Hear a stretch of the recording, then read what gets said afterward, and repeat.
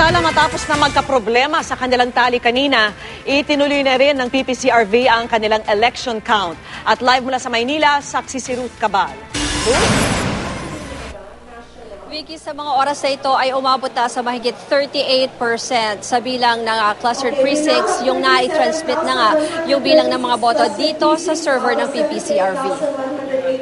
All of you here in this command center are the first to have access to that data. Yay!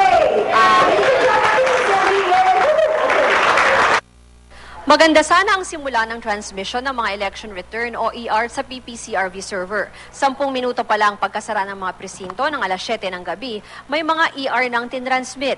Ilang minuto pa inilabas na rin ng PPCRV ang unang partial unofficial results ng election count nito. Pero mag-aalas 8 umabot na agad sa mahigit 12 milyon ang tali nito. Kaya maya-maya pa nagblanko ang mga widescreen. Tinigil muna ng PPCRV ang paglalabas ng tali. Nagkaroon daw kasi ng formatting error, kaya nagkaroon ng double count. We did a very quick check of the precincts and it doesn't seem to tally with the number of voters coming out.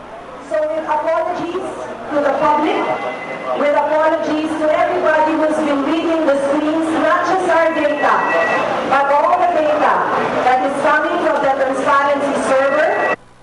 Pasado alas 9 nang maayos raw ang error sa kanilang workstation, kaya pinagpatuloy ang election count ng PPCRV. Noong 2010 elections, inabot ng 12 oras bago umabot sa 80% ang natransmit na election return sa PPCRV. Pero inaasahan raw ng PPCRV na mas magiging mabilis ang transmission ngayon dahil masanay na raw ang mga guro sa electronic transmission.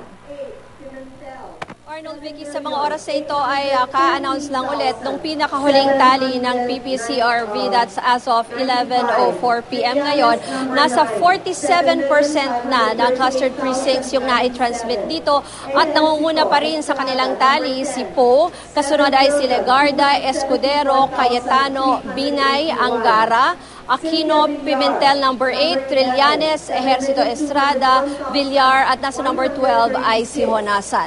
Yan muna ang latest mula dito sa PPCRV. Balik sa inyo, Vicky. Maraming salamat sa iyo, Ruth Cabal.